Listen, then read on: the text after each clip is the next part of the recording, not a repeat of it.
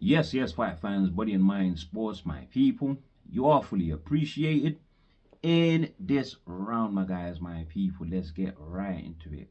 As we know, 2026 started with a bang for both Matchroom Promotions and Queensbury, my guys, my people. For Eddie Hearn, Frank Warren, my guys, for two different reasons, and that is because of the two fights that took place last weekend, where we had Agi Cabello over in Germany with Queensbury Promotions, where he defeated and stopped the very obscure name in Damien Niebuhr. And Queensbury Promotion finally discovering that Agi Cabello is in fact a huge star in Germany. Maybe not over here yet in the UK, but definitely he is in Germany, my guys. Special discovery there that I think is going to lead onto some real special fights for Ajit. So keep watching that space with Ajit, my guys, my people. Now, with that said, this video is not going to be about Ajit. It's not going to be about Queensbury Promotions, but rather Dalton Smith and what he did with Matchroom Promotions, going over to New York, right there at the Barclays Center, right there in front of Matias's fans, and ripping away Matias's WBC junior welterweight strap, my guys, my people. And if you don't understand the difficulty of what Dalton Smith is, then consider this. Consider that Zubro Matias is an absolute bully in the division, my guys, my people. A total through and through forward pressure, relentless fighter. And Dalton Smith managed to not only bully the bully, but he beat him at his own game. Not only beat him at his own game, but he stopped him. He stopped him. Now, many people didn't see that coming. I didn't see that coming. The only person that called it was Eddie Hearn. So credit to Eddie Hearn for believing in his fighter.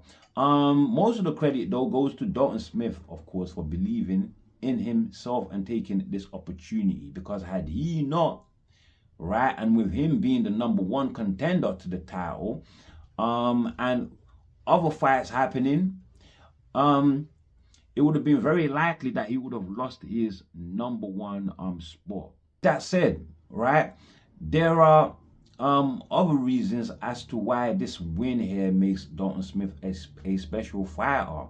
One of those reasons is because he now joins the special short list of champions that we have in the UK currently, which includes featherweights WBA champion Nick Bull, welterweight IBF champion Lois Crocker, super featherweight WBA champion Jazza Dickens, and of course, I forgot this, Fabio Wardley, WBO heavyweight champion. And then to join them as the 5th man, of course, you know who it is, Dalton Smith with the WBC strap at 140 pounds, my guys, my people. But it doesn't stop there, because Dalton Smith joins another even more special short list of fighters, and there are 7 in this other short list.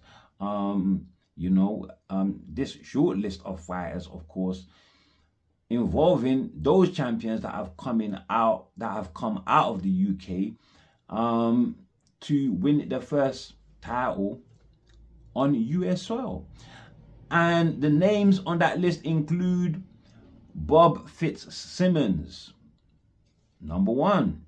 #2, Alan Minter. #3, Floyd Hannigan. #4, Nigel Benn. #5, Darren Barker. #6, James DeGill. And of course, #7, Kell Brook. And then #8, last but not least, Dalton Smith, my guys, my people. Now, the majority of the names on that list, I expect that, boxing fans out there will recognize those names. However, the first name on the list, Bob Fitzsimmons, you would have to go back all the way to the late 1800s to find him, my guys, my people. So yeah, this list goes a long way and carries some real historical significance, some real historical importance, and that of course makes Dalton Smith a special fighter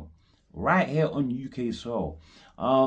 But how good he really is, well, that stands to be found out, right? Because now he has the opportunity of testing himself against the other great fighters in the division who have a belt or don't have a belt. But we shall find out. We shall find out who he actually fights next and what he does with them, my guys, my people. Now, with that said, let's talk this fight quickly, my guys, my people. As we know, in the first round, Dalton Smith started off with some real beautiful boxing, moving, using angles, the jab working consistently and beating Matias with volume. It was really a touch and go sort of situation in the first round for Dalton. However, it did take time sporadically to dig his feet into the canvas and land some real hefty shots. Nothing with nothing devastating, but definitely something to notify Matias, you know, something to catch his attention. And he definitely did, I reckon, because Matias, historically, although he's a relentless pressure fighter, he really takes maybe 3-4 rounds before he gets going. But with Smith, man, he came off fast right off the block in the second round after the first round not going his way. So he came out very fast in that second round. But Dalton, he adjusted to the new pace that Zubro set. Dalton now, although still boxing off the back foot and doing so beautifully, added another tactic of holding, of clinching and quelling Matias's momentum whenever he would let his shots off. And albeit not a real fan-friendly style to be holding, it was working beautifully for Dalton Smith. So why stop? Why stop? He still won that round anyway, because regardless of the holding, he still landed more. He still landed more telling punches, my guys, my people. So with that second round done, right, in the third round, Smith, he just threw the whole holding idea out of the window. Threw out of the window the whole boxing idea and just elected to stand with Zubro Matias. At first, I thought it could have been a bad idea because Dalton Smith, it looked to me to be losing his shape slightly in that third round, and he kept on falling in with his head and getting pinged by Zubro Matias. Albeit that defensively, and I don't think the commentary rated Dalton Smith's defense well enough, because he was slipping a lot of those shots that were coming from Matias. He was slipping a lot of them, so a lot of them not really catching him cleanly, and he wasn't getting the full force of the punches. But the ones coming in Matias's direction, guaranteed he was catching them real flush, because Matias don't move his head. He don't move his head, only fights one style, and that's to go forward square right in front of his opposition. He doesn't mind getting tagged. I guess he thought he wouldn't get knocked out, but fighting that way, right? And Dalton Smith electing to stand and saying, I ain't moving no more. I ain't going nowhere. I'm not moving no more, my guys. We're doing this your way, and I'm gonna show you. And he did. He did. It came in the fifth round, the actual stoppage. Smith landed a 1-2 that staggered Matias, and Dalton Smith caught on, and struck him with the right hand, and that was all she wrote. Zubriel went down. Now, he did make the count, but the referee thought, I've seen enough. You are on wobbly feet. So he waved it off. He waved it off. I think the wave off was a bit early, but I'm glad. I'm glad, my guys, my people, because Zubriel does not deserve to even have that fight in the first place. He is a known Austrian cheat, my guys, my people. Having said that, let's go through the odds. Really bad odds, the dangers that Smith was facing ahead of this fight. For one, right, he wasn't the favorite going into this fight. You know, he lacked the experience, for one, of Zubriel Matias. He had never fought a world level fighter before, maybe aside from Jose Zepeda, who he stopped in the 5th round of their fight. So yeah, he was really lacking in experience going into the fight. But look, where he lacked experience in the pros, he had a deep amateur pedigree, my guys. Dalton Smith, I believe, like 50 or so odd fights, compared to Zubriel Matias's only 3 fights as a amateur. So I'm not really surprised with the boxing display that he you know, exhibited in the first round. Dalton Smith did. All of that comes from the amateur schooling, my guys, my people. As for Zubriel, didn't have any amateur schooling, and you saw what we got. Just relentlessness, going forward, almost street fighting. My guys, my people. But with that said now, right, Dalton also faced other difficulties, other odds of the dangerous kind, right?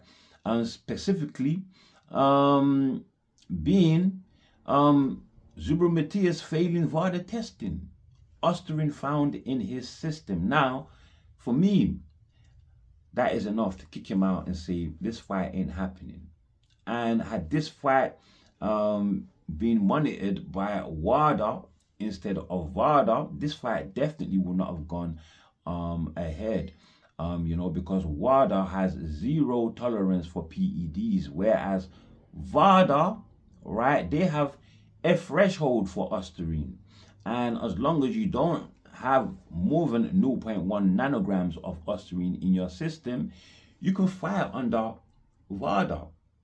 You can fight under the New York Athletic Commission, which follows the same guidelines that is set by VADA. So yeah, for that reason, Zubriel Matias was allowed to go ahead and fight, and he still lost with Austrian in his system. He still got knocked out with Austrian in his system, my guys, my people. But look, not a lot of people have reported this. I've not heard it on too many channels.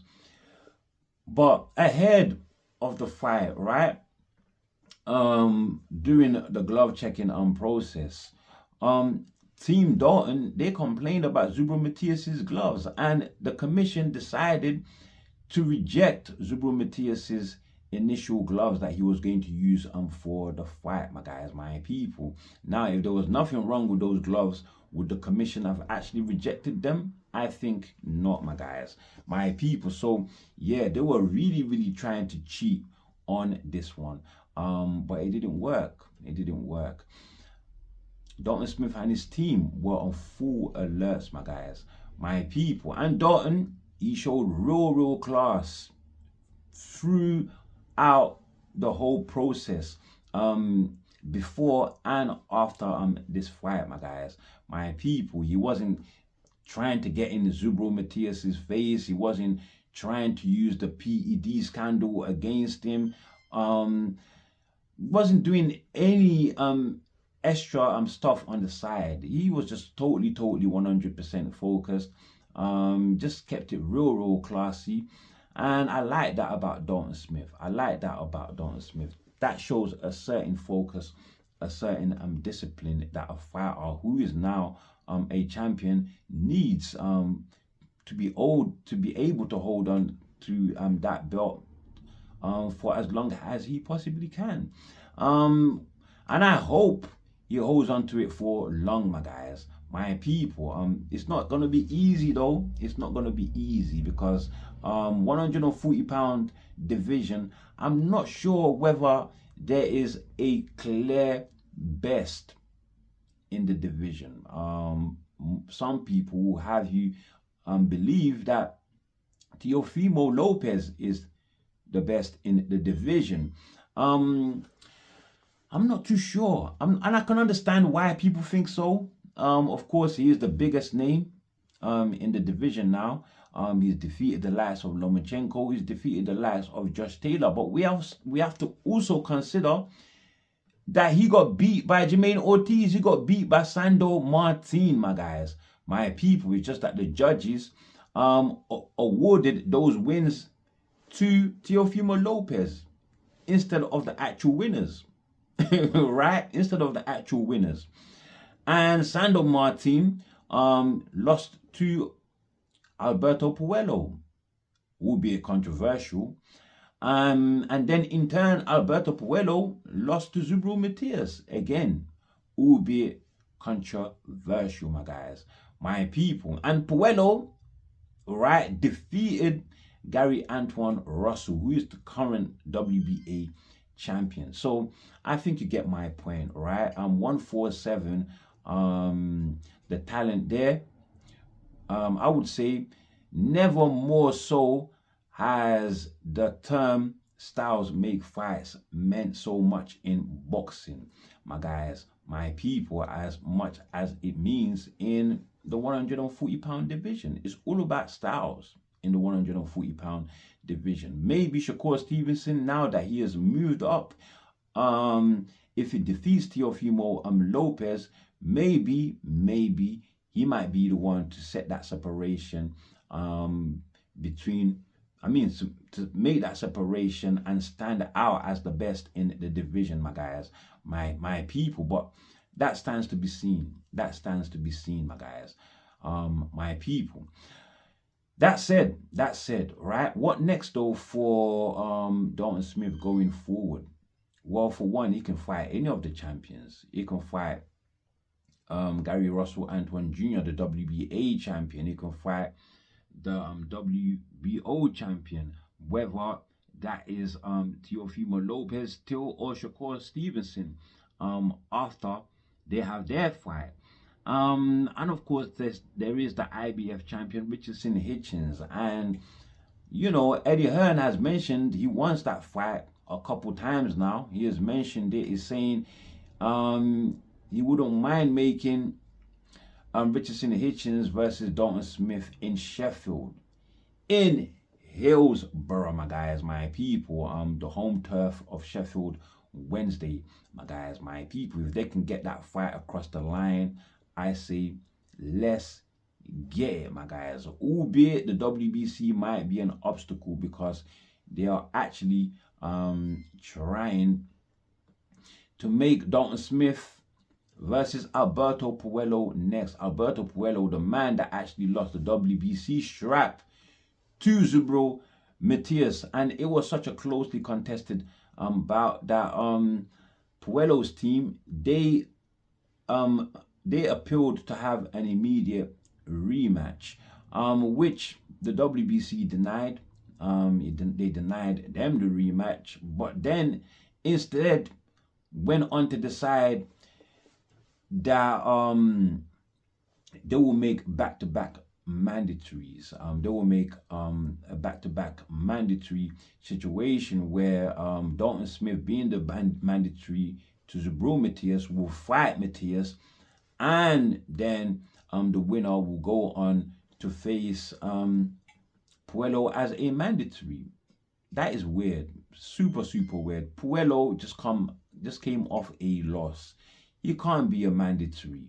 He can't be a mandatory, especially as we already have a WBC interim champion in Isaac Pitbull Cruz. So very weird movements by the WBC. Ultimately, the sanctioning bodies just move absolutely weird, my guys, my people. So yeah, let's wait and see. Is it going to be Richardson Hitchins, or what the WBC have ordered, or what the WBC have planned, which is Dalton Smith versus Puelo.